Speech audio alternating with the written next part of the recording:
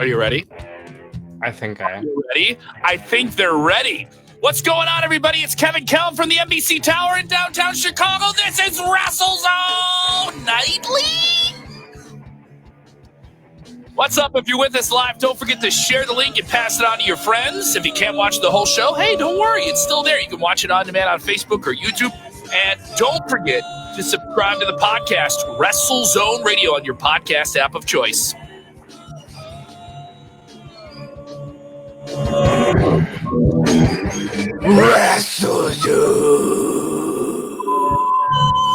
Oh, some Florida Death vibes there. Thank you, Robert. All right, So how are you doing? We're surviving. We're getting along. We're washing our hands. I got the gloves on. Okay. I have been in this building now for 8 days. Okay. We are getting through. We're getting through this thing here, Robert. How are you doing? The man is inside of NBC Tower. He's turning into a peacock. You cannot see it underneath the hoodie. There are feathers beginning to sprout on Kevin Kelm. I am Robert. I am doing pretty damn okay. I'm sitting here live from a remote location that is definitely not my house in Florida. It is about 11:20 at night. We just got through with Raw. Yeah. Undertaker is calling AJ Styles Alan like a disappointed grandfather. Edge is cutting promos of his life with nobody there to watch it. I think we're in a good place. I'm in a good place. Are you in a good place, Kevin? I'm in a good place. I got a pizza that is hot, got delivered right before we went on here. So life, we may be through a very challenged time, and the headlines may be very, very sad and they seem like they're not getting better, but you just got to keep hope. You got to keep hope up there, man. You got to keep fighting and stay on it and wash those hands and stay smart and do everything you got, and hopefully get through this on the other side, and we can go back to the matches and go back to the rock shows and the comedy things and get back to life as normal. But right now, there's a Wrestlemania this weekend. A very awkward, weird Wrestlemania, but there is a Wrestlemania this weekend. Maybe there is this year. But tonight's Monday Night Raw just wrapped up about 20 minutes before we went here on the podcast stream. And this was an episode that had a lot of hype in it. And had two different replayed matches, so we can write those off. You had Brock Lesnar versus Rey Mysterio from Survivor Series. And then you had the main event of last year's WrestleMania, the triple threat with Becky Lynch winning the title. Two fun matches. I enjoyed watching them, having them on in the background while teeing off. I enjoyed the Lesnar Mysterio match a little bit more than the other one, just in comparison, seeing them kind of back to back on the same TV show.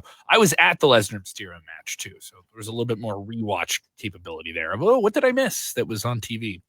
But overall, this is your final Raw before a very awkward episode of everything here. There's an 11. Listen, I feel like we're about 5 shows deep.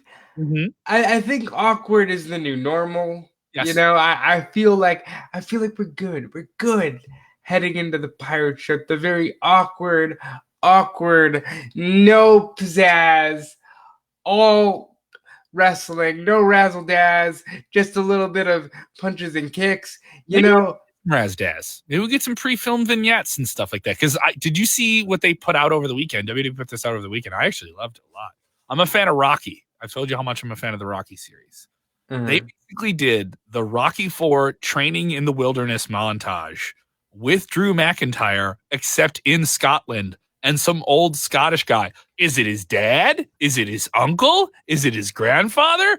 I don't know. Is it Groundkeeper's Willie from The Simpsons? I don't know. But this guy is just yelling at Drew, saying, "Come on, you think you're going to beat Brock Lesnar if you can't pick up that boulder and run it up a mountain?" It was just very entertaining. It was perfectly over the top. It was not too much. It was just right. I really enjoyed that. So if they do more pre-filmed things like that for WrestleMania, I'm on board. I feel like that was probably going to be a big piece of a bigger either video package or entrance, perhaps. I think Becky Lynch, we saw her with that diesel truck a couple weeks back. I think that was part of the razzle dazzle of her entrance. Undertaker stripped down from the razzle dazzle, and yes. I thought it was the best thing we've seen from Undertaker all year. You might even say he undazzled.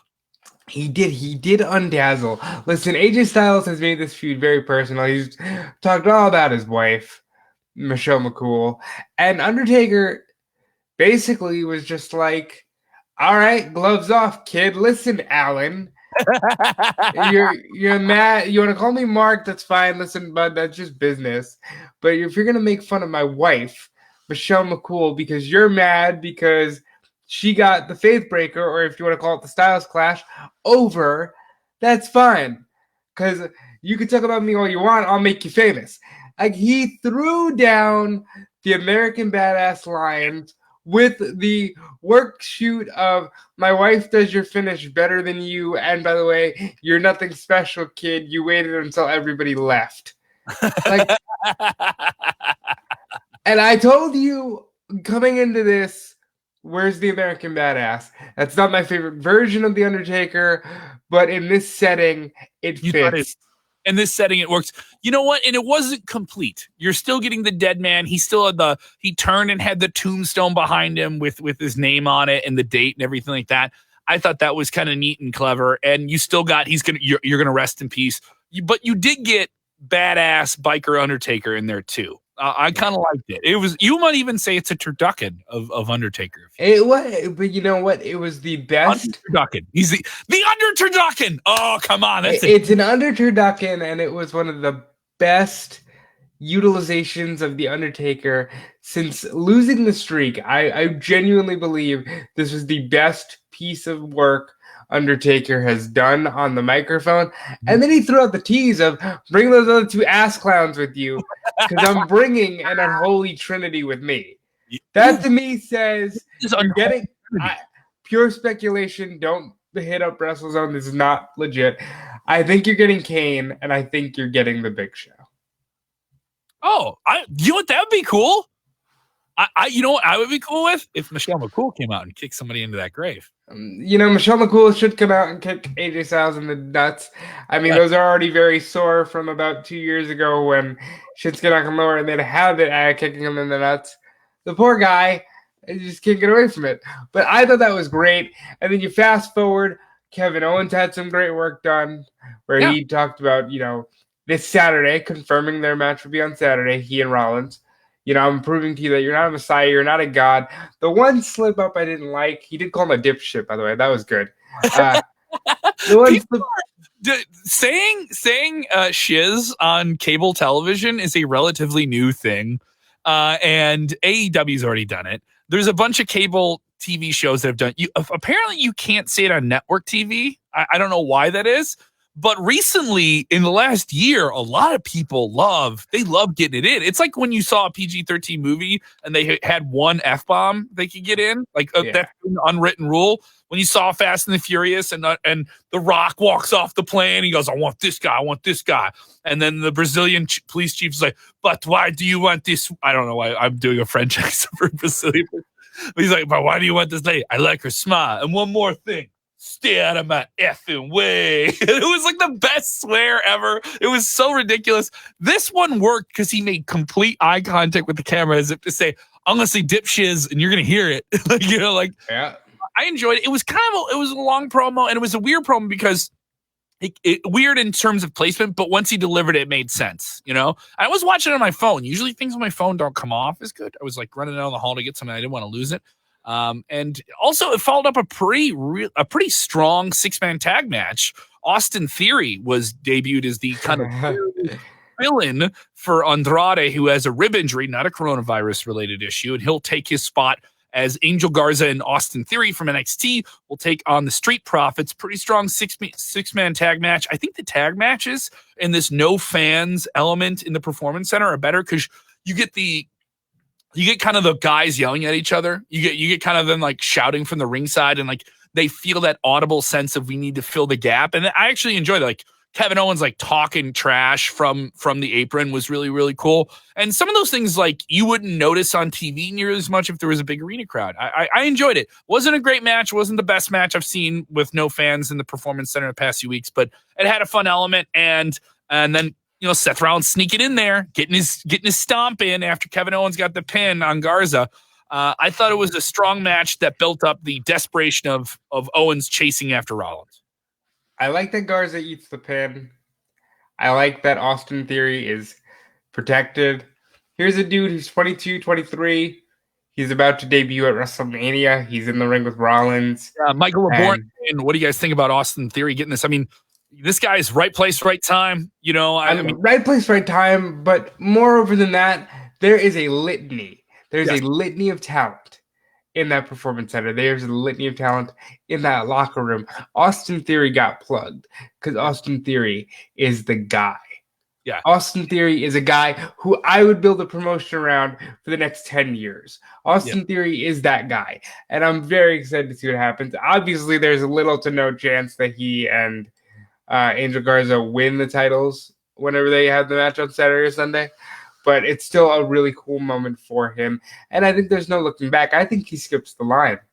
That NXT line, that invisible line, that equator, he's going to jump it because he is that guy.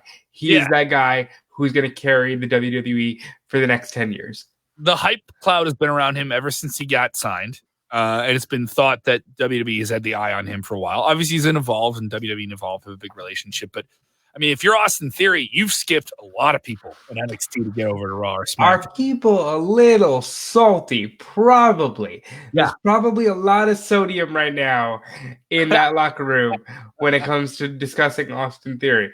But I like it because I think he deserves it. You know who else deserves it? Edge. Let's talk about a bomb promo from a guy who's done it for 20 years, and he comes back.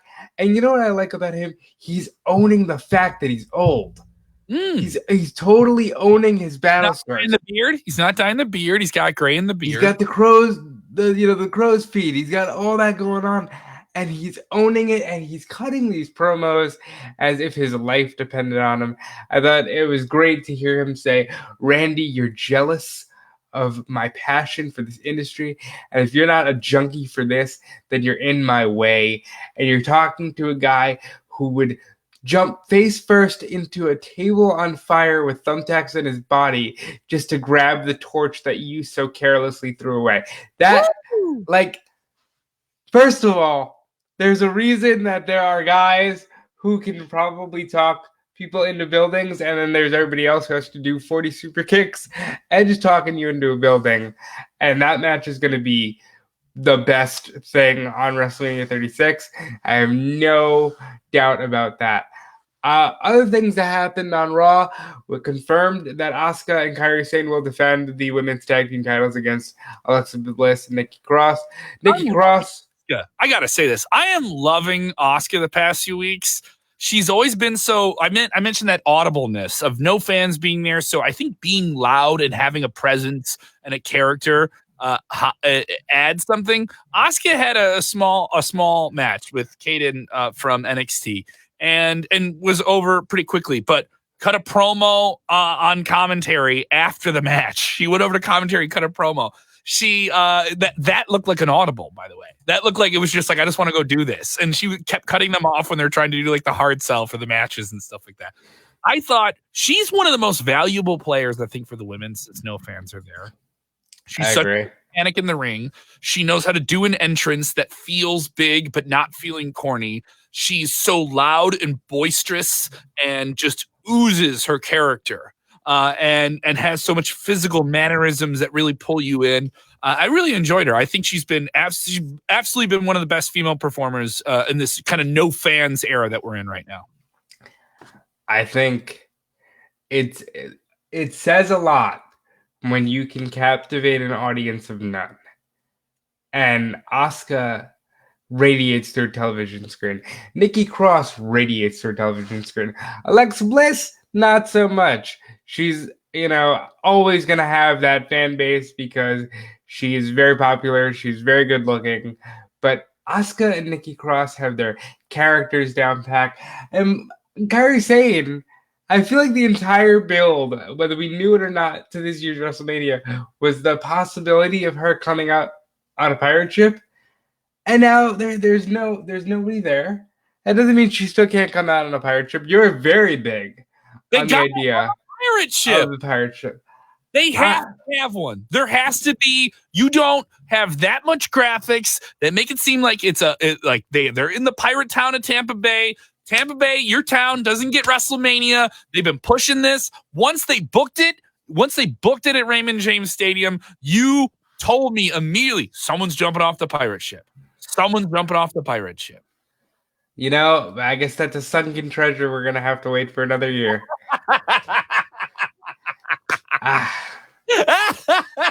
Oh, that's an awful pun. Listen, somebody open a window. That joke was a little stale.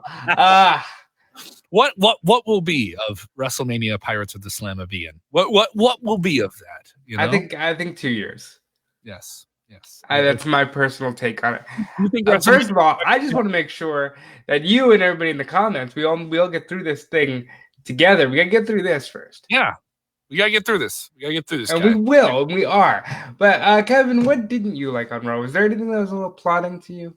I mean, you could say it's still a format that is so loose. You know, some of the weeks they've done 1 replay match. Some of the weeks they've done 2. Raw, I could see them doing 2. It's a 3-hour show. You have to have a limited staff. I thought it was interesting that they used Becky Lynch to cut a promo before her replay match and after. I liked what Shayna Baszler did with her, but that's one of those segments where I think you don't have to do that on the soundstage. You can do that backstage and it could work. You know, it was one of those things where you really felt the silence with it. Even though you have Shayna Baszler swinging Becky Lynch like she's a rope into the announcer's table, that was pretty brutal. But it didn't have the same oomph. So you got to be very calculated when you do this stuff in front of no fans. Sometimes it clicks and sometimes it doesn't. I mentioned Asuka.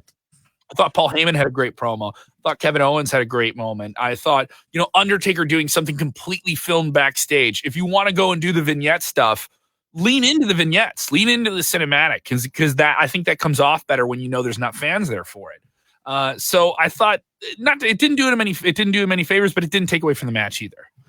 Overall, I thought this was the best Raw they've had since they've had no fans there. I really thought they kind of figured out a little bit more of the pacing, and it didn't feel like anything went too long in the tooth. Overall, pretty strong episode of Raw, all things considered. I don't want to rate it because I think rating any of these shows is odd. It's just like, well, you built up WrestleMania. Can you deliver on WrestleMania?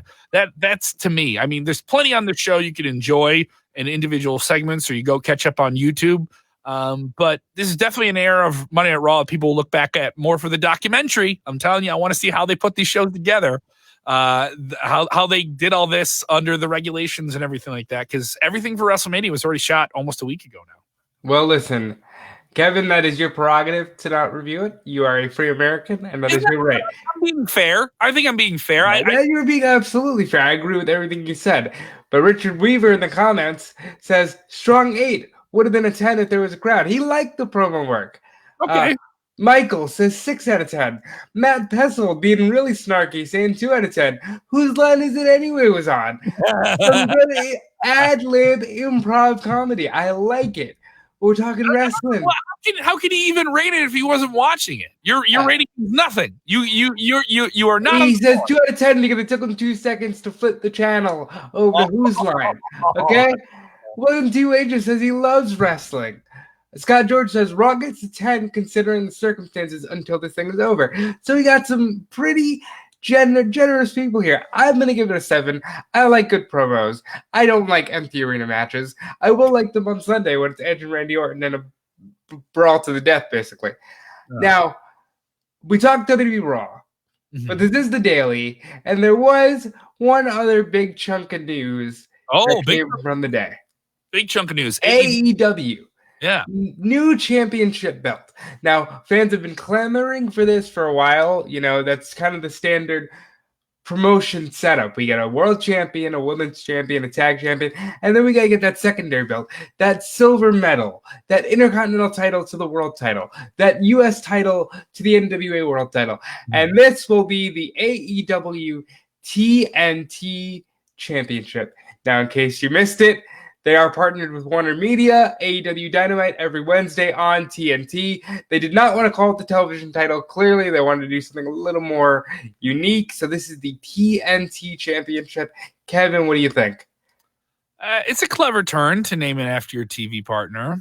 It is something that can be dated if they don't have a TV partner like this in the future. If they move to a different network or something like that. But that's highly unlikely. They signed a deal for quite a few years. I know, but I mean, you know what I'm saying. Like they go to a different TV partner, but that's just hypothetical. We're living in the now, Kev. I'm gonna say living in the now. I'm gonna say it's a very clever thing, very unique thing, and they always want to go in a direction the fans want them to go traditionally, and they take just the right curve right before they kind of settle into it.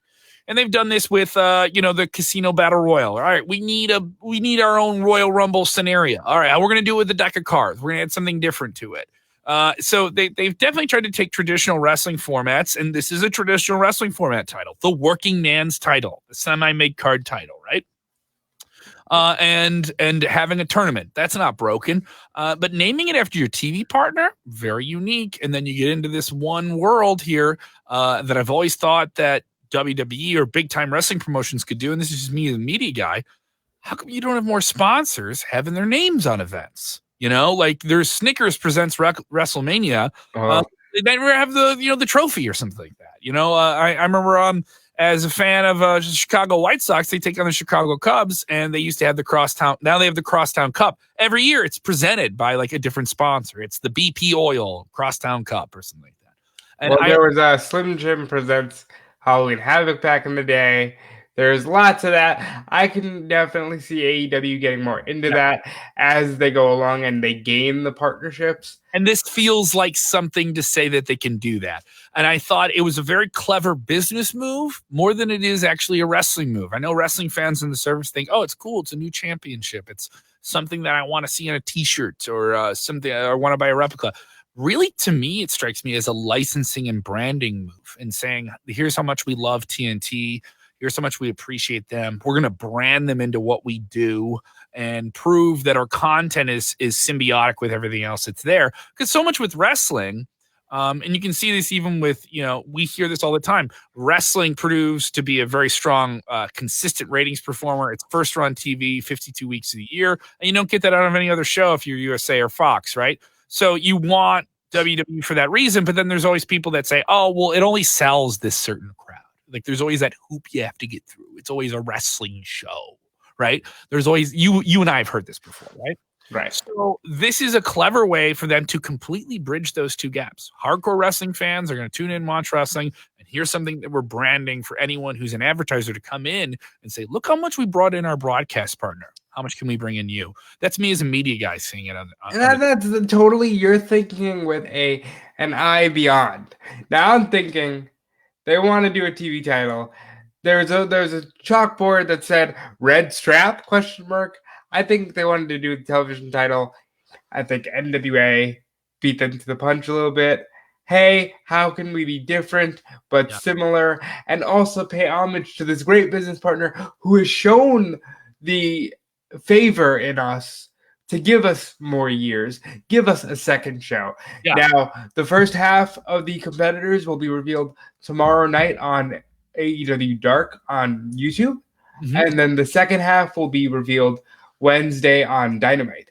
Now, when we come back here for the post-show for the Wednesday Night War, we'll break down the tournament, we'll break down the people, but we're also going to have to break down a pretty stacked NXT. So keep it locked, hit that notification bell, subscribe on YouTube, like us on Facebook. You got to hit all that stuff because it is WrestleMania week, whether it feels like it or not, and there's going to be a lot of content coming your way. Kevin, yes, where can they find you on the Twitter? On the Twitter. You can follow me at Kev Kellum, KEVKEL. And of course, follow at WrestleZone.com. I'm doing a lot of fun stuff there. We're also on Instagram. Maybe some people are more of an IG person, maybe more of a Facebook person. You should totally follow the website if you're watching the show. Like, just to get that out of the way, that's obvious. You should totally follow the website. The team is kicking ass. Yes. Are you calling me on the obvious plug here? I just, I want them to know that we know. Yeah. We got a very faithful group of people here. We got Herman Takar. We got James Esfanto. Like, these guys are here.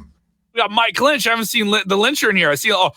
We of course got. It's every episode. We got to talk about. We got to talk about one of the best WZ Daily fans. I see him right there. He's saying Pabst Blue Ribbon presents Blood and Guts. Yes. PBR beer sponsors. Maybe that's something. If we're talking about wrestling sponsorships. Of course, chime in at R1, our own, our faithful. Say it with me if you can, Robert. James Esfanto. Fernando. Tagaho! That's right. That's right. That is right. And if you're watching the show for the first time, don't be afraid to jump in the chat and tell us what you think of the show. We've had some wonderful trolley reviews on our iTunes. Maybe you want to smash down those trolls. And if you're listening on the podcast side of things, let us know what you think of the show as well. You can subscribe at Wrestlezone Radio. We just launched new post shows on that podcast feed from Dominic D'Angelo called The Survey Says. He reviews all the wrestling shows every Survey Says. You should listen to the podcast with the survey. There you go. Also, want to mention this WZ March Mania. You can't get March Madness, but you get March Mania, and this is our tournament. They have a TV title tournament. No, a TNT TV title tournament. Say that 4 times fast. Is a really cool thing. It's all the best theme songs in wrestling history. You can vote on our Twitter and our Instagram. Some very hot debates in there. Some very, very, very heated debates going on. Debates are hot. They're keeping you hot through this awkward time of uncertainty. You know what is certain, Kevin? What's that? We're going to be back Mm-hmm. tomorrow. Mm-hmm. And we're going to have a longer show tomorrow. And maybe even a longer show on Wednesday. And we're going to have the longest show on Thursday. We're going to build up. We're going to build up. That's right. We're building. We build here. Okay. We're going to climb the proverbial ladder. All right. And once we get to the top, we're going to spend a very awkward period reaching for something that's clearly half a foot away, but because we have to wait for somebody else to get in the ring and do something with us, we're just gonna oh God, I got tired going up these 3 ladder steps. That's right. And even though we are barely scratching and clawing on that first rung on that ladder as we end this Monday, we're gonna get on the climb. You need to get on the climb. You need to subscribe. You need to hit the YouTube, hit the Facebook, hit Wrestlezone.com, but most importantly, you need to do this one thing. Tell him, Robert. Wash your hands. Yes. Go get a cold beverage. Yes. Go sit down on the couch. You're quarantined anyway. Stay home. Stay home. Just enjoy